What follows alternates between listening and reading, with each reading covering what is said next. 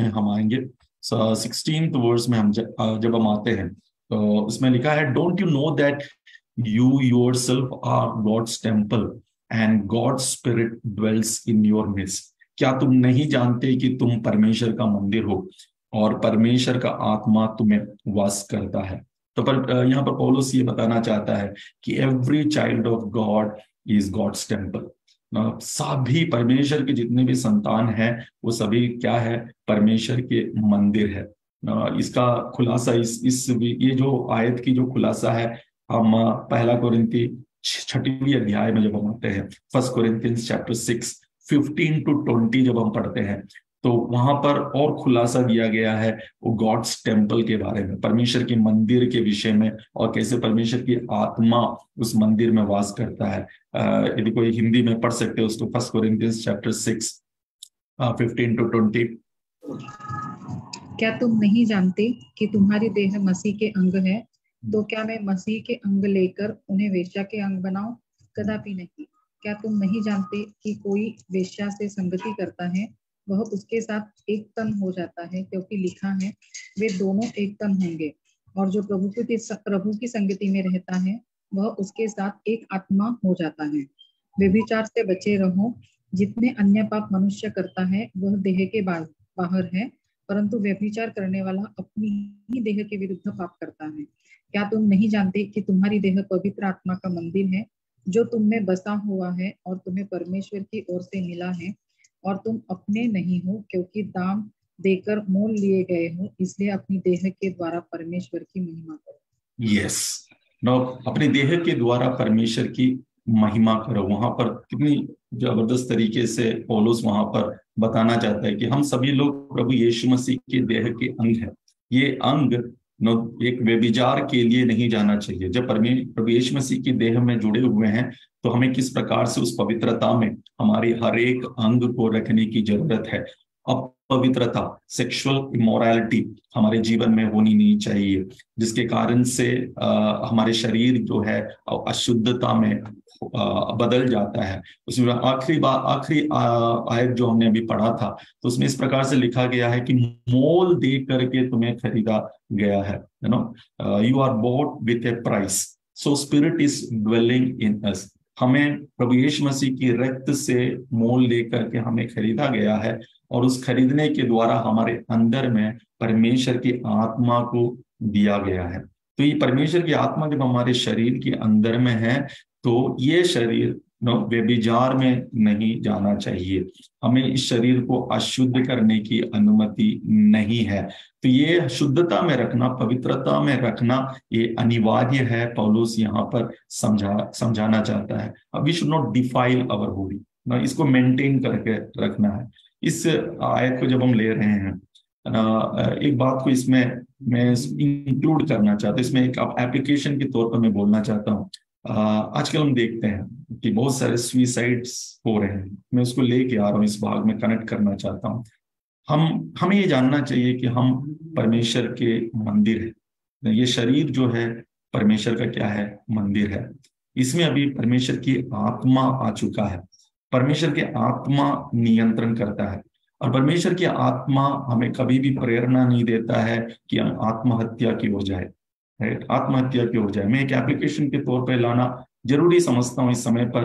हालांकि इसके साथ में वो डायरेक्टली पौलुस जो बोल रहा है उसके साथ में लिंक नहीं कर रहा, लेकिन आज की कॉन्टेक्स्ट को देखते हुए, आज की संदर्भ को देखते हुए मैं पौलुस की इस वचन को मैं उसको ले रहा हूँ, और हम सभी को ये समझाने की मैं कोशिश करना चाहता हूँ इस वचन के आधारित पर कि one of the cruellest thing that we can do to ourselves is suicide.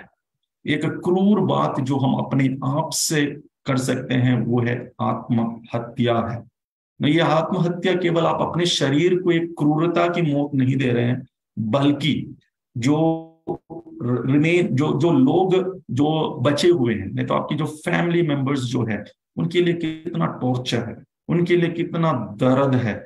हम उस दर्द और टॉर्चर को छोड़ करके इस आत्महत्या को हम अपना लेते हैं। हम सोचते नहीं है कि हमारे परिवारगण कितने दर्द से होकर के जाएंगे, उनके अंदर में जो परमेश्वर की आत्मा जो है वो कितनी दुखी होंगे, ये हम सोचते नहीं है कभी भी। ये भाग में मैं आपको ये एक एप्लीकेशन के तौर पर आप ध्यान रखें और इस पर मनन करें और ये सिखाए भी कि ये जो शरीर जो है ये परमेश्वर का मंदिर है, इसमें परमेश्वर की आत्मा वास करता है। इसीलिए परमेश्वर यह अधिकार नहीं देता है कि हम आत्महत्या की ओर जाए, हम अपने आप को अपनी जान को ले लें। हालांकि ये डायरेक्टली उसको नहीं बोल रहा है, क्योंकि 6 चैप्टर को जब हम देख के पढ़ रहे हैं, it is talking about the sexual immorality के बारे में बता रहा है। Defiling in terms of sexual immorality के विषय में पौलुस ये बताना चाहता है, right, in regards to the moral aspect, नैतिकता के विषय में। तो हमें अनैतिकता की कोई भी कार्य इस शरीर के द्वारा होनी नहीं चाहिए, इस शरीर के द्वारा करनी नहीं चाहिए। कोई भी अनैतिकता, अनएथिकल थिंग में ये शरीर के द्वारा होनी नहीं चाहिए, ये पौलुस यहाँ पर समझाना चाहता है। Keep our bodies pure and holy, let not do unholy practices. किसी प्रकार की अपवित्रता की कार्य इस शरीर के द्वारा हमें नहीं करनी चाहिए, ये समझाना चाहता है। Praise God, hallelujah. Now smoking, हम बोलते हैं कि स्मोकिंग नहीं करना चाहिए, दारू नहीं पीना चाहिए।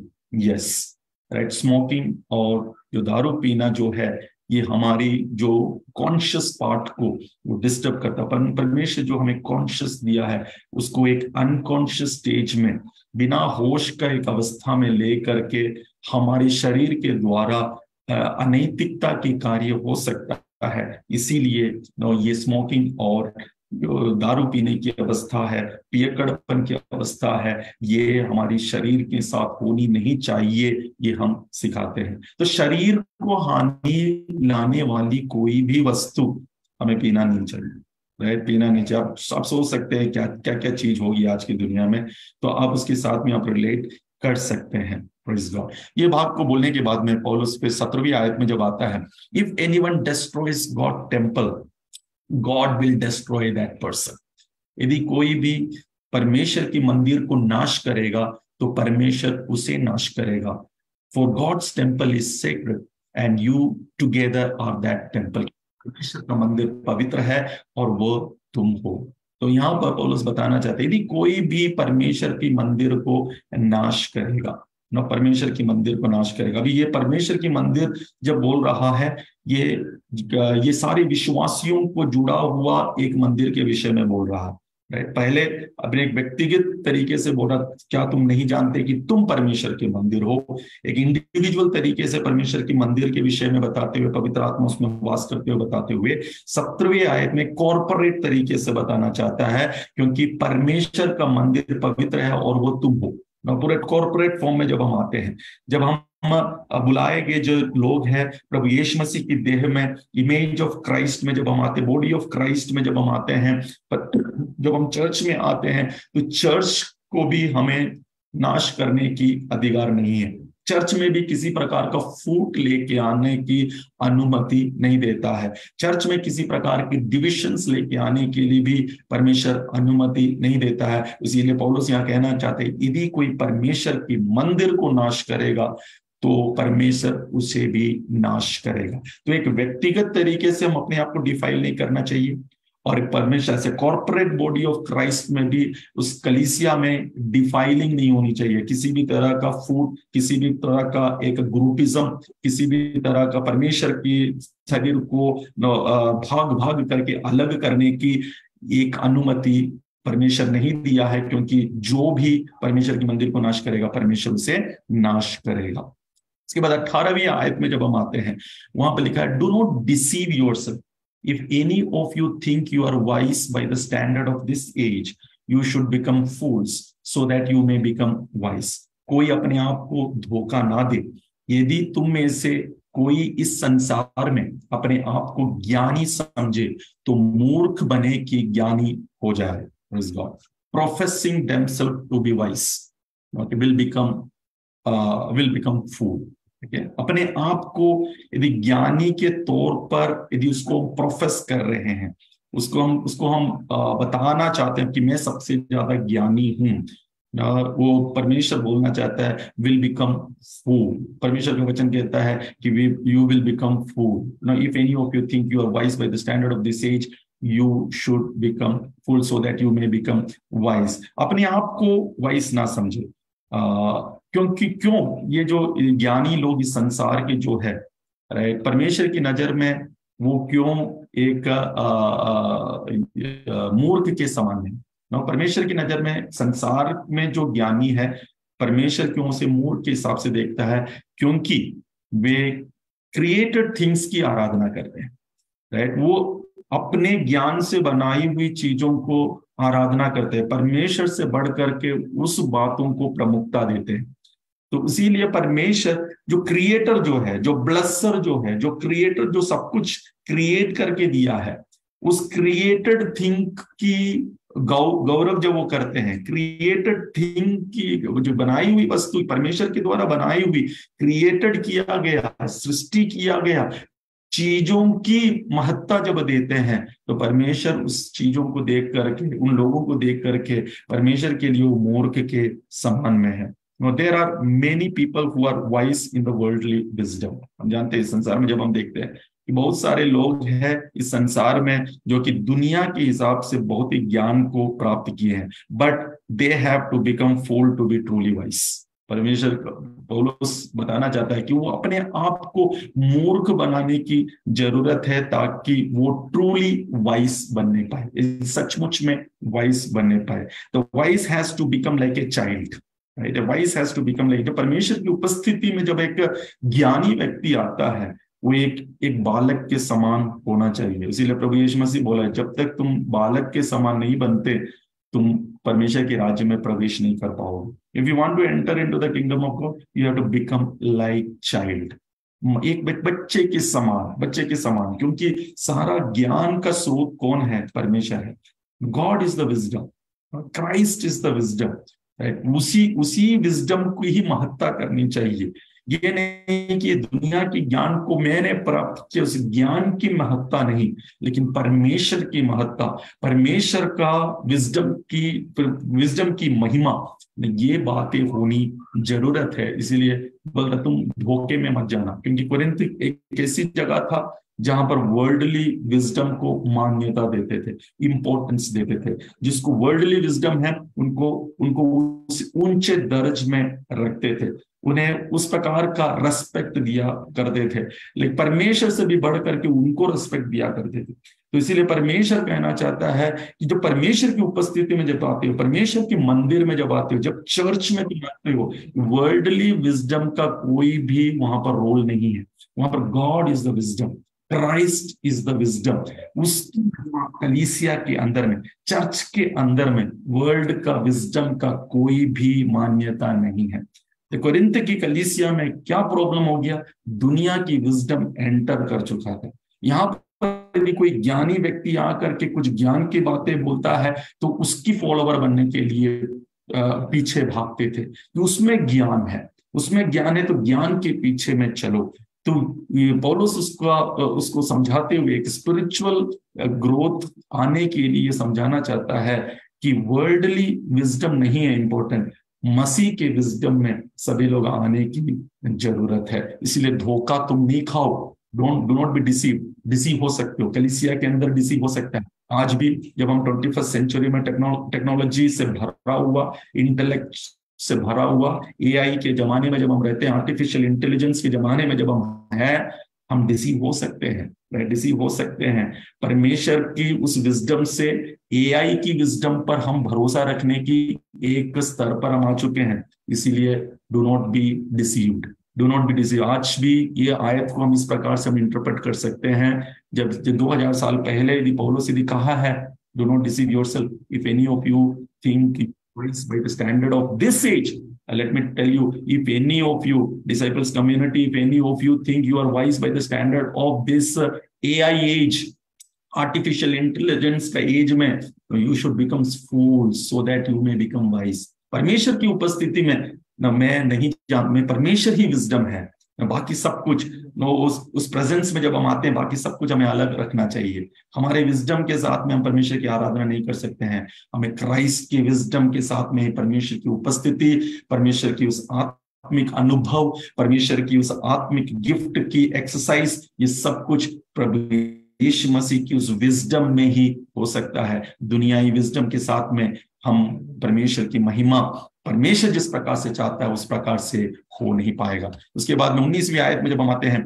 For the wisdom of this world is foolishness in God's sight, as it is written, He catches the wise in their craftiness. उसके बाद 20वीं आयत में, And again the Lords know that the thoughts of the wise are futile. अभी पौलुस अभी क्या कर रहा है, अभी ओल्ड टेस्टमेंट से, जोब की पुस्तक से, 5वीं अध्याय से और साम्स से वो कोटेशंस को यहाँ पर लेके आ रहा है ना। एलीफाज का एक रेस्पॉन्स है, अय्यूब को जब रेस्पॉन्स करता है 5वीं अध्याय में, एलीफाज जब रेस्पॉन्स करता है उसमें इस प्रकार, he catches, God catches the wise in their क्राफ्टीनेस।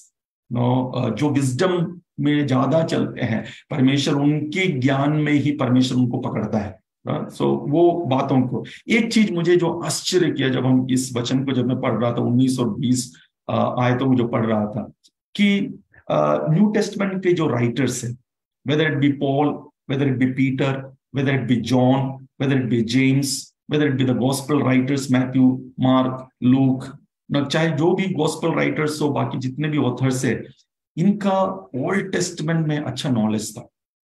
No, they had got the good knowledge. Their foundation for the New Testament teaching was Old Testament. You know, अब जब पढ़ेंगे मैथ्यू से लेकर रेवलेशन तक पढ़ेंगे, जितने भी ऑथर्स है, they were well versed in Old Testament. That's why lot of quotations they are bringing from Old Testament.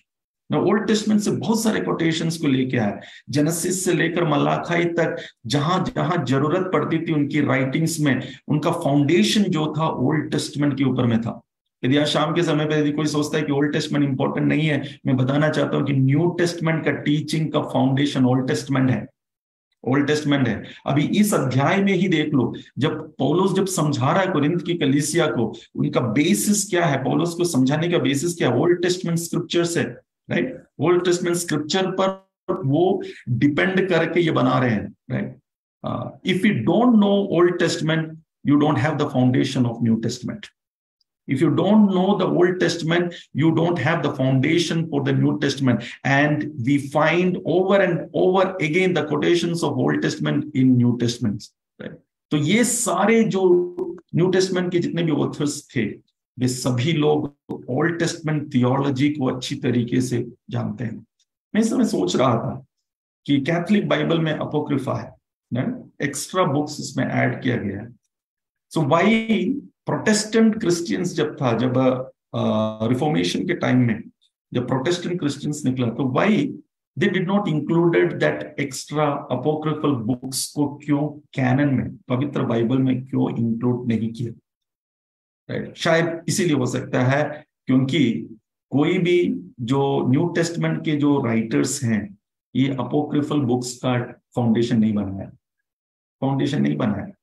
यदि उसमें से यदि कुछ भी कोटेशंस किया रहता है, 400 मलाखाई के बाद में जीसस के जन्म के समय तक 400 इयर्स ऑफ उस डार्क पीरियड में बहुत सारे बुक्स लिखे गए। There were many books and those books were added into the Catholic Bible, that is known as Apocrypha. उसमें बहुत सारे उन्होंने ले लिया है, इस दुनिया की उस विजडम के हिसाब से, नॉलेज के हिसाब से लिखी हुई। God was silent but they were writing, God was silent but they were writing.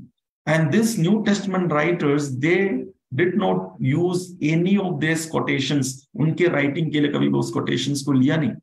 शायद यही रीजन होगा ना, शायद यही एक रीजन हो सकता है किस लिए इस होली बाइबल, हमारे हाथ में जो बाइबल है, जो प्रोटेस्टेंट मूवमेंट के साथ में जो बाइबल आया, राइट, तो वो जो बाइबल में ये सारे बुक्स को, अपोक्रिफल बुक्स को इंक्लूड नहीं किया गया है। एक जानकारी के तौर पर हम अपने मन में ये रख सकते हैं कि क्यों हम उस किताब से हम प्रचार नहीं करते हैं, क्यों अपोक्रिफा का बुक्स को हम इस्तेमाल नहीं करते, क्योंकि न्यू टेस्टमेंट के जितने भी राइटर्स है, they never depended upon this apocryphal quotations में, अपोक्रिफल का बुक किस कोटेशंस में उन्होंने डिपेंड नहीं किया। सो चैप्टर 3 जब हम एंड करते हैं, चैप्टर 3 जब हम एंड करते हैं, इस प्रकार से लिखा है, so then no more boasting about human leaders, all things are yours. Okay, so no more boasting about human leaders, all things are yours. इसीलिए मनुष्यों पर कोई घमंड ना करे, क्योंकि सब कुछ तुम्हारा है। Whether Paul or Apollos or Cephas or the world, or life, or death, or the present, or the future, all are yours. ये सब कुछ किसका है? तुम्हारा है. What Paul wants to end the chapter 3 इस प्रकार से करना चाहता है कि अभी ह्यूमन लीडर्स के ऊपर में तुम घमंड ना करो. मैं पौलुस का हूं, अपोलोस का हूं, राइट, पतरस का हूं, दुनिया का हूं, वर्ल्ड का हूं, लाइफ के बारे में, डेथ के बारे में, उसके बाद में प्रेजेंट के बारे में, फ्यूचर के बारे में, इसके ऊपर में क्या नहीं करना? घमंड नहीं करना. इसके ऊपर में किसी प्रकार की बोस्टिंग करने की जरूरत नहीं है. Do not be carnal but be spiritual. All are yours. ये सभी लोग जो आए थे तुम्हारे बेनिफिट के लिए आए थे. कोरिन्थ की कलीसिया को बताना चाहता, पॉल आया था तुम्हारे बेनिफिट के लिए, तुम्हारे प्रयोजन के लिए, आत्मिक उन्नति के लिए. अपोलोस आके पानी डाला तुम्हारे आत्मिक उन्नति के लिए. वो एक अच्छा टीचर बन करके टीचिंग दिया आपकी उन्नति के लिए. केफास आया, केफास भी आपकी आत्मिक उन्नति के लिए आया, आपको परमेश्वर की देह में और उन्नति लाने के लिए आया है. ये सभी कुछ, this are all yours. Okay, इस दुनिया के बारे में घमंड मत करो, इस लाइफ के बारे में घमंड मत करो, डेथ के बारे में घमंड मत करो, प्रेजेंट के हिसाब से घमंड मत करो, फ्यूचर को देखते हुए घमंड मत करो. This all are yours. ये सब कुछ तुम्हारा है. इसीलिए पक्षपात करने की जरूरत नहीं है, इसके ऊपर घमंड करने की जरूरत नहीं है. सब कुछ तुम्हारा. So don't be carnal but be spiritual. In short, 3rd chapter जब एंड करता है तो कार्नल क्रिश्चियंस ना रहे लेकिन स्पिरिचुअल क्रिश्चियंस बने रहे. ये बोल, what is carnal Christians? Carnal Christians are though Christian, though saved but living according to the flesh desires.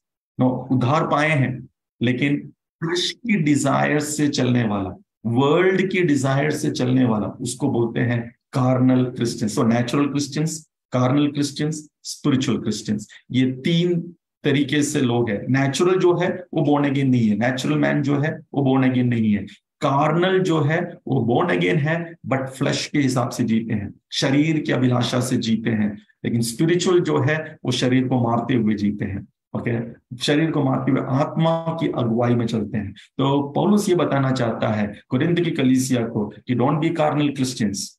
Chapter 2 में नेचुरल क्रिश्चियंस, चैप्टर 3 में कार्नल और स्पिरिचुअल के बीच बताते हुए एंडिंग करता है, don't be A carnal Christian but be spiritual. आत्मिक बनते रहो. उसके बाद तो 4th चैप्टर में हम आए. 4th चैप्टर में हम जल्दी से खत्म करें, थोड़ी 7 आए तो हम खाली देखेंगे. 4th चैप्टर में जब हम आते हैं वहां पे लिखा, this then is how you ought to regard us as servants of Christ, as those interested with the mysteries God has revealed. मनुष्य हमें मसीह के सेवक और परमेश्वर के भेद के भंडारी समझे. मनुष्य हमें मसीह के सेवक और परमेश्वर के भेदों के भंडारी समझे. अभी पौलुस ये बताना चाहता है कि पीपल ऑफ गॉड, परमेश्वर के जन, हमें जो है मसीह की सेवक के हिसाब से समझो. Okay, regard as the servants of Christ. ये जो सर्वेंट्स ऑफ क्राइस्ट जो है, मेडिटेरियन सी में चलने वाले जहाज, उस समय पर दो पुराने जहाज जो है उसकी नीचे तट पर कुछ दासों को रखा जाता था, सर्वेंट्स को रखा जाता था जो कि चप्पू चलाते थे, रोरिंग करते थे. द रोइंग सर्वेंट जो चप्पू चलाते थे ताकि जहाज को आगे ले जाए. सबसे नीचे दर्ज का सेवक पौलुस अपने आप को कहता है. पौलुस अपने आप को कोरिन्थ की कलीसिया में रखते हुए कहता है, consider us, regard us as servants of Christ. सबसे नीचे दर्ज का जो दास है उसके हिसाब से हमें कंसीडर करो. और कैसे कंसीडर करो? एज स्टीवार्ड्स, परमेश्वर के भेदों के भंडारी समझे. स्टीवार्ड्स कौन है? Stewards was the servant who had the charge of the household. कि घर का सारे कार्यों का देखभाल करने वाला व्यक्ति को हम स्टीवार्ड बोलते हैं, प्रबंधक बोलते हैं, नहीं तो भंडारी बोलते हैं. जो उस घर का जो जितना भी बिल्स का पेमेंट होगा, बिल्स का पेमेंट करने के लिए उसे नियुक्त किया जाता है. जितना भी फूड जो है ऑर्डर करना, नहीं तो आज के दिन में जो मेनू बनना है घर में, बड़े बड़े घरों में जो मेनू बनाते हैं और उसके सामान खरीद के दूसरे सेवकों को देते हैं, सारे सेवकों के ऊपर में जो सेवक रहता है, जो उसको स्टीवार्ड्स के रूप में हम बोलते हैं, इस स्टीवार्ड्स के रूप में हम इसे समझते हैं। सो ये जो है, ये स्टीवार्ड्स जो है, सारे सेवकों के ऊपर में क्या करना है, इसको सुपरवाइज करने की जरूरत है। तो Paul said that he was a steward of the word of God. पौलुस क्या कहता है कि परमेश्वर की वचनों का भेदों को समझाने वाला भंडारी है हम सब। उसका ड्यूटी क्या है? His duty is to proclaim God's word, God's mysteries and the truth of God's word। तो परमेश्वर की वचन की सत्य की खुलासा करना, समझाना लोगों को, परमेश्वर का वचन की मर्म जो है, मिस्ट्रीज जो है, लोगों के सामने घोषणा करना, लोगों के सामने परमेश्वर की वचन को, उसकी अर्थों को समझाना, वो सौंपा गया है उसके हाथ में, पौलुस के हाथ में वो सौंपा गया है। सो पौलुस कहना चाहता है कोरिन्थ की कलीसिया को, देखो हम लोग मसीह के सेवक हैं, हमें सेवक के जैसे कंसीडर करो।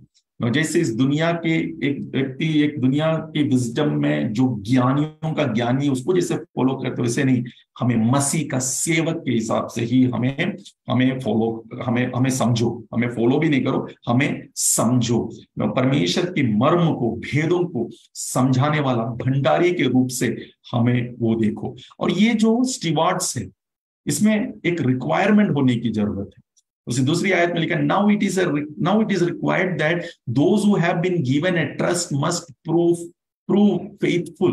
फिर यहां भंडारी में यह बात देखी जाती है कि विश्वास योग्य निकले। Primary requirement to be the servant of Christ और the steward is to be faithful.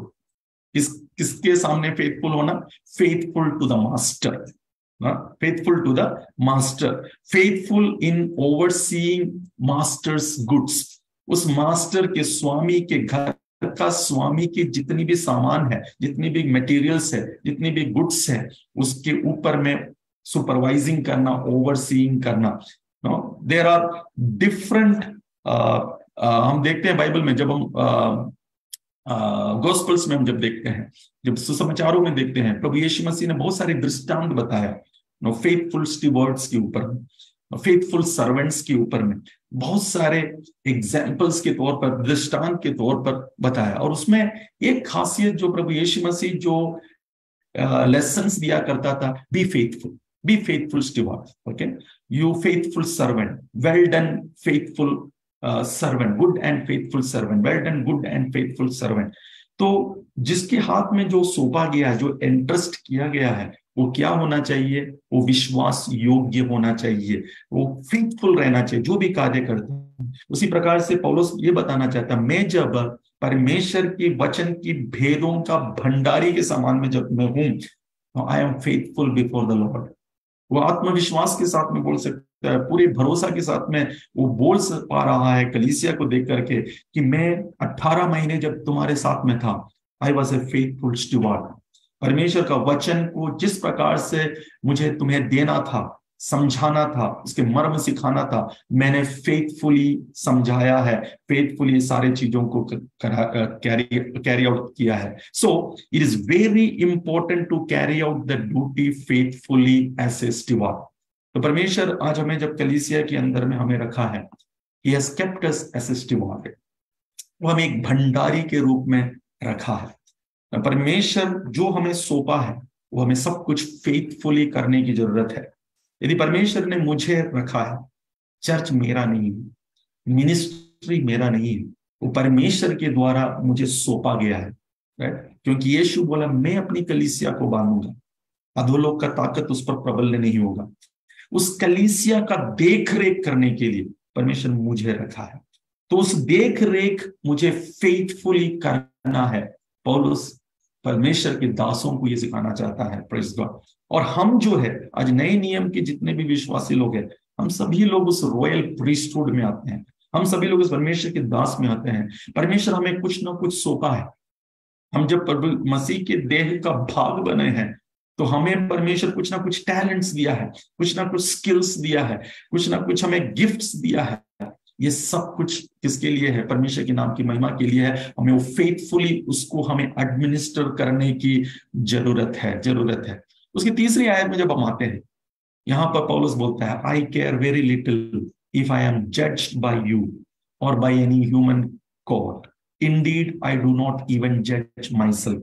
परंतु मेरी दृष्टि में यह बहुत छोटी बात है कि तुम या मनुष्यों का कोई न्याय मुझे परखे, वरन मैं आप ही अपने आप को नहीं परखता। पौलुस ये बोलने का कारण क्या है? 18 महीना यहां पर सेवकाई, कोरिन्थ में सेवकाई करने के बाद में जब वो निकल गया, हम जानते हैं अपोलोस आया, फिर यहूदी लोगों का एक एंट्रेंस हुआ, राइट। अब ये 4 साल के बाद में लिख रहा है पौलुस कोरिन्थ की कलीसिया को स्थापना करने के बाद 4 साल के बाद में ये लेटर यहाँ पर कोरिन्थ की कलीसिया में वो लिख रहा है, विश्वासियों को लिख रहा है। There were Judaizers who came in after Paul left the church and said that Paul's message of grace is not quite right. पौलुस का जो कृपा की जो संदेश था वो सही नहीं है, वो गलत है। क्योंकि यहूदियों के लिए, यहूदी जो विश्वासी बने थे उनके लिए वो बताना चाहता था कि in reality law is important and unless you keep the law you can not be saved. व्यवस्था का पालन करना जरूरी है और व्यवस्था को पालन करने के द्वारा ही सैल्वेशन है। पौलुस ने ग्रेस का संदेश सुनाया, प्रभु यीशु मसीह की जो क्रूस की मृत्यु के द्वारा उस पर विश्वास करने वालों को कृपा के द्वारा सैल्वेशन प्राप्त होता है, salvation by grace through faith. जो टीचिंग जो दिया है that is not quite right, ये टीचिंग कलीसिया के अंदर में आ गया, पौलुस को जज करने लगा, पौलुस की टीचिंग के ऊपर में जजिंग होने लगा। इसीलिए वो कहता है कि I care very little if I am judged by you और by any human court. Okay, परंतु मेरी दृष्टि में ये बहुत छोटी बात है कि तुम या मनुष्य का कोई न्याय मुझे परखे, वरन मैं आप ही अपने आप को नहीं परखता। He's telling that I am not judging myself also. Why, you know? Because he knows that there is no condemnation those who are in Christ Jesus. No, जो प्रभु यीशु में है उनमें अभी दंड की आज्ञा है ही नहीं। ये पौलुस जानता है, क्योंकि वो जानता है, 100% श्योर है कि मैं प्रभु यीशु में हूँ, राइट। प्रभु यीशु में मैं हूँ, वो पूरा भरोसा के साथ में इसलिए बोलता है आई डू नॉट इवन जज माई सेल्फ। मैं अपने आप को भी जज नहीं करता हूँ, क्योंकि मैं मसीह में हूँ और मैं जानता हूं कि मसीह में मेरा सब कुछ मेरा धुल गया है, मेरे सारे पापों का मुझे धो करके प्रभु यीशु ने मुझे शुद्ध किया गया है, राइट। प्रभु यीशु मसीह ही जज कर सकता है, मैं क्यों जज करूं अपने आप को। पूरा हक किसको दे रहा है? यीशु को दे रहा है, परमेश्वर को दे रहा है कि परमेश्वर ही वो न्यायी बने। मैं उस न्यायी बनना नहीं चाहता हूं। Praise God. So in this way they were using to tear Paul down. ये जो जुडाइजर्स थे, वहां के जो लोग थे, विश्वासी लोग थे, कुछ लोग जो उस जुडाइजर्स जूइश लोग आने के कारण से जो टीचिंग आया, व्यवस्था का इंपॉर्टेंस जो लेके आए थे, तो ये सब पॉल की जो इमेज था, पॉल के जो नाम था, उसको टियर डाउन कर रहे थे, उसको गिरा रहे थे। सो it is a very common tactic, right. आज के भी जमाने में हम देखें तो ये बहुत ही साधारण सी बात है। एक व्यक्ति एक जगह पर मिनिस्ट्री करके जब जाता है, यदि दूसरा व्यक्ति उस जगह पर जब पहुंचता है तो वो अपने आप को लोगों के बीच में एस्टैब्लिश करने के लिए तो वो प्रूव करने की कोशिश करेगा कि जो सामने जो आया था वो सही तरीके से क्या नहीं दिया, तुम्हें टीचिंग्स नहीं दी है, वो गलत है। तो आज भी हम आज की हमारी इस जनरेशन में भी हम इस प्रकार से हम देखते हैं। The person comes to establish himself or herself, right? वो आते हैं अपने आप को एस्टैब्लिश करने के लिए, नहीं ये हमारा ही टीचिंग सही है, तुम्हारे सामने जो भी तुम्हें टीचिंग्स दिया है वो सही नहीं है, इस प्रकार से बोलने वाले अनेकों को हमारे इर्द गिर्द में मिनिस्ट्री में भी हम देखते हैं। लेकिन मैं एक बात बताना चाहता हूं, हम जो भी बोले उसमें एक बिब्लिकल प्रिंसिपल होना चाहिए, राइट। परमेश्वर की वचन की प्रधानता में हम सब कुछ सिखाए, चाहे मेरे आगे जो भी मिनिस्ट्री किया होगा या मेरे बाद में जो भी मिनिस्ट्री करने आएगा, हम सभियों को एक फाउंडेशन दिया गया है जिसमें से हम सिखा सकते हैं, वो है परमेश्वर का वचन का फाउंडेशन। उस वचन पर खड़े होते हुए, वचन को बिना ऑल्टर करते हुए, उसको अच्छी समझ के साथ सीख करके हमें सिखाने की जिम्मेदारी हमें दिया गया है। ये नहीं कि हम कुछ कहीं से सीख कर आए और हम परमेश्वर के वचन का बिना बेसिस लिए हम वो सिखाने की कभी कोशिश ना करें। हम जो भी सिखाए हम परमेश्वर की वचन के मुताबिक सीखें। परमेश्वर की वचन क्या कहता है, एक्सपोज करें, इम्पोज ना करें, उसमें कुछ डाले नहीं। हम कभी कभी क्या करते हैं, इम्पोजिशन करते हैं। हम अपनी मन की चीजें परमेश्वर के वचन के अंदर डाल करके हम सिखाने की कोशिश करते हैं, which is absolutely wrong. Always try to expose it. Let the word of God expose. Word खुद में एक्सपोजिशन में आना चाहिए। सो वो चीजों को हमें ध्यान रखना चाहिए। तो पौलुस जिस प्रकार से किया, पौलुस परमेश्वर की वचन पर, ओल्ड टेस्टमेंट की थियोलॉजी पर खड़े होकर के मसीहा को प्रेजेंट किया हुआ पौलुस जब लेटर लिख रहा है, उसका पास में कुछ प्रिंसिपल्स है, परमेश्वर की वचन की सिद्धांतें हैं। उस सिद्धांतों के ऊपर में यहां पर वो सिखाना चाहता है। लेकिन जुडाइजर्स जो थे, जो यहूदी लोग जो थे, वो अपने उस व्यवस्थाओं को ऊपर में, व्यवस्थाओं के द्वारा ये उद्धार है, इस बात को सिखा रहे हम, जबकि जानते हैं कि मसीह के द्वारा ही उद्धार है। No, it is the salvation is through Christ. मसीह ही हमें वो सैल्वेशन दे सकता है। उस टीचिंग पर वो लोग भी खड़े हैं, लेकिन एक और चीज को जोड़ना चाहते हैं।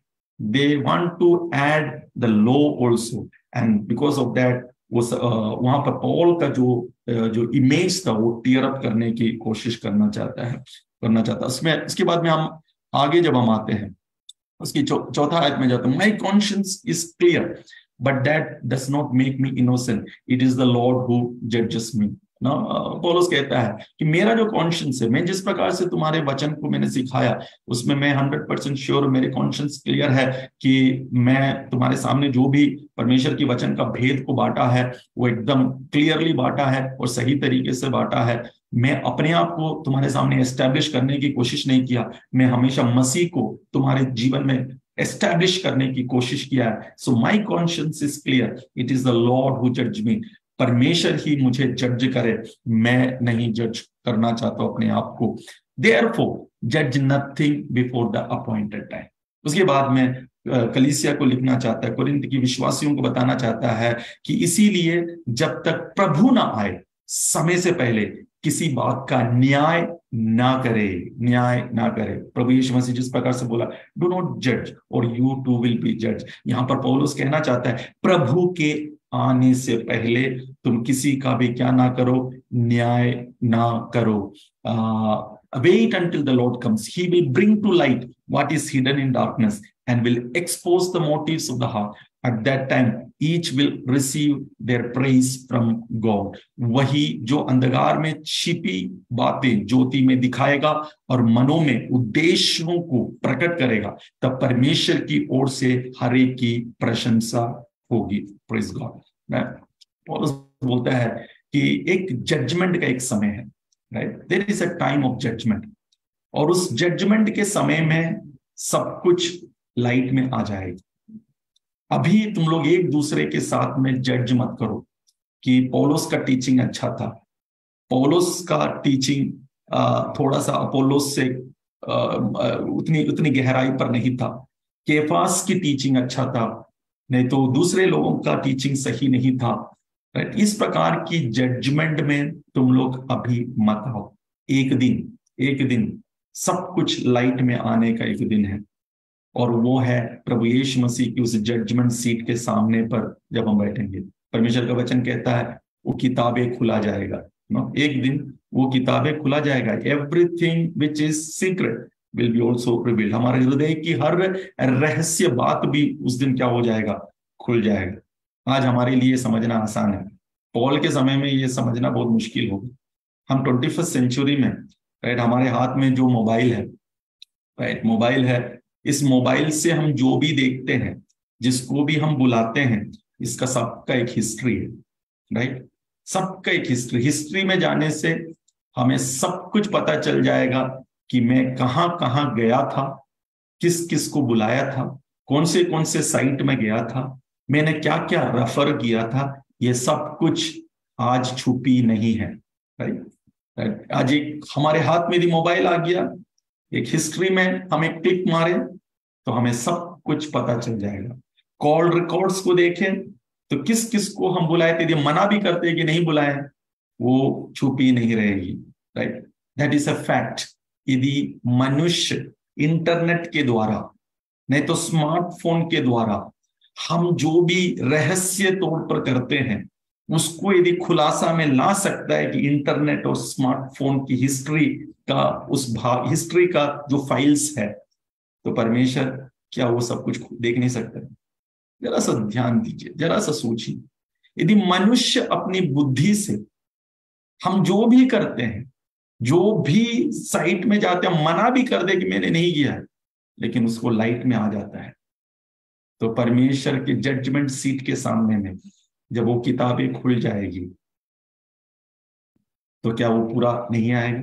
क्या परमेश्वर के वचन जो लिखा गया है वो गलत है?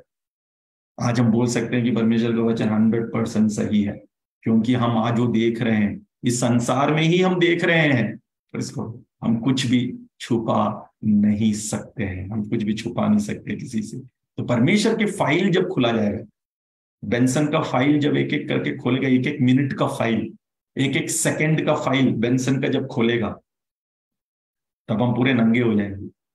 राइट, आज जो भी छुपा के रखे हैं वो छुपा नहीं रहेगा। उसी लोग गाना मुझे याद आता है, खुल जाएंगी किताबें जब भी हिसाब होगा। उसके बाद क्या है, किसी को मालूम हो इसका कंटिन्यूशन? इंसाफ का तराजू यीशु के हाथ होगा, खुल जाएंगी किताबें जब भी इंसाफ होगा। इंसाफ का तराजू यीशु के हाथ होगा, जो भी तुम कर रहे हो यीशु वो देखता है, वो भी तुम वो यीशु वो देखता है। इस बार हम जो भी कर रहे हैं वो सब कुछ कौन देख रहा है? यीशु देख रहा है। एक दिन वो किताबें क्या होगी? खुल जाएगी और उसमें सब कुछ हिसाब होगा। शरीर में हम जो भी कर रहे हैं, राइट, हमारे मन से हम जो भी कर रहे हैं, शरीर से करने वाली, मन से करने वाली, अंदर की जो बातें हैं जो बाहर नहीं आने वाली, ये सारी बातें एक दिन खुल जाएगा। At that time each will receive there praises from God. इसलिए अभी जज मत करो कि पौलोस ऐसा है, अपोलोस ऐसा है, केफास ऐसा है, वो ऐसा है। अभी जजमेंट करने की समय नहीं है, because all God has brought, परमेश्वर ने लाया है कलीसिया में, ताकि कलीसिया की लोग बेनिफिट होने पाए। हम सभी लोग जो परमेश्वर की देह में जो जुड़े हैं, परमेश्वर इसीलिए लेके आया है कि हम एक दूसरे को हम बेनिफिट कर सके। हमारा टैलेंट्स, हमारा स्किल्स, हमारे परमेश्वर ने जो दिया गया सब कुछ जो है हम में, उससे हम एक दूसरे की उन्नति करने के लिए परमेश्वर की देह, प्रभु यीशु मसीह की देह में मुझे और आपको रखा है। Now brothers and sisters, I have applied these things to myself and Apollos for your benefit. अभी पौलुस क्या कहना चाहता था कि तीसरी अध्याय से जो अपोलोस के बारे में, पौलुस के बारे में जो वो कंपेयर करके, नहीं तो उसको नामों को लेकर के बताने का कारण क्या है? ये सब कुछ तुम्हारे बेनिफिट है, so that you may learn from us the meaning of the saying, do not go beyond what is written, then you will not be puffed up in being a follower of one of us over against the another. पौलुस ये बताना चाहता है, right, पौलुस ये बताना चाहता है कि ये अपोलोस और केफास और पॉल और परमेश्वर का फील्ड के बारे में, गॉड्स बिल्डिंग के बारे में, जीसस एज ए फाउंडेशन के बारे में, ये सब कुछ अप्लाई करने का कारण क्या है? Why did he applied all this analogy? इन लोगों का नाम को क्यों लिया? It is for your benefit. Right, it is for your benefit, तुम्हारे बेनिफिट के लिए है। So in the body of Christ, one will plant, other will water, and God will bring the increase, right. सभी को कुछ ना कुछ role है। So don't build your own position by tearing down someone else, right. Don't build your own position. हम हमारी position को buildup करने की कोशिश ना करें। परमेश्वर की देह में, प्रभु यीशु मसीह की देह में हमारी पोजीशन को बिल्डअप ना करें। लेकिन हम जब अपने पोजीशन को बिल्डअप करते हैं, देयर इज अ पॉसिबिलिटी हम दूसरों को टीयर डाउन करेंगे। Right, never do that, never do that in the body of Christ. लेकिन हमें यह सोचना चाहिए कि परमेश्वर जब मुझे मसीह की देह में रखा है, तो मेरे द्वारा क्या बेनिफिट हो सकता है दूसरों के लिए। How I am going to be beneficial to others, how I am going to bear others burden and lessen their pain and lessen their struggles. तो इसके बारे में हमें सोचना, इसके बारे में हमें ध्यान देना चाहिए। So each one has ministered. पौलुस ये बताना चाहता है कोरिन्थ की कलीसिया को कि सभी लोगों ने कुछ ना कुछ मिनिस्ट्री किया है इस कलीसिया के अंदर में, and has a place in your life. और सभी लोगों का एक प्लेस है तुम्हारे दिलों में। पौल का भी प्लेस होना चाहिए, अपोलोस का भी प्लेस होना चाहिए, केफास का भी प्लेस होना चाहिए। जितने भी लोग आके मिनिस्ट्री किए हैं आपके लाइफ में, उस आपके लाइफ में उन सबको एक एक जगह रखना चाहिए। ये नहीं कि मैं केवल एक ही व्यक्ति का फॉलो कर रहा हूं। जो भी मिनिस्ट्री आप लोगों ने आपके जीवन में किया है, आपके लिए शायद कोई प्रार्थना किया होगा, आपके लिए शायद एक गिलास पानी कोई दिया होगा, आपके लिए कोई शायद फाइनेंशियल हेल्प किया होगा, आपके लिए शायद आपके लिए कोई एक राह बता के दिया होगा फ्यूचर किस प्रकार से आप करियर में सक्सेसफुल होने पाए। मैं कहीं ना कहीं लोगों ने कुछ ना कुछ सेवकाई आपके जीवन में किया था, आपकी प्रभु के देह में आप फलवंत होने पाए, मसीह की देह में आप फलवंत होने पाए। उन सबको अपने दिल में जगह रखना चाहिए। ये नहीं कि हम एक दूसरे को टीयर डाउन करें। Okay, so don't establish your place in the lives of the people by speaking against the people who have been used by God. परमेश्वर के द्वारा इस्तेमाल किए हुए लोगों को खिलाफ में बोलते हुए उनको टीयर डाउन ना करे, जैसे कोरिन्थ की कलीसिया में हो रहा था। तो परमेश्वर आज हम यहीं पर हम समाप्ति में हम लेके आ रहे हैं। आज हम जो सीखे हैं, तो परमेश्वर यह बताना चाहता है कि हम सभी लोगों का एक एक रोल है। We are all stewards, we are all servants in the body of the Christ.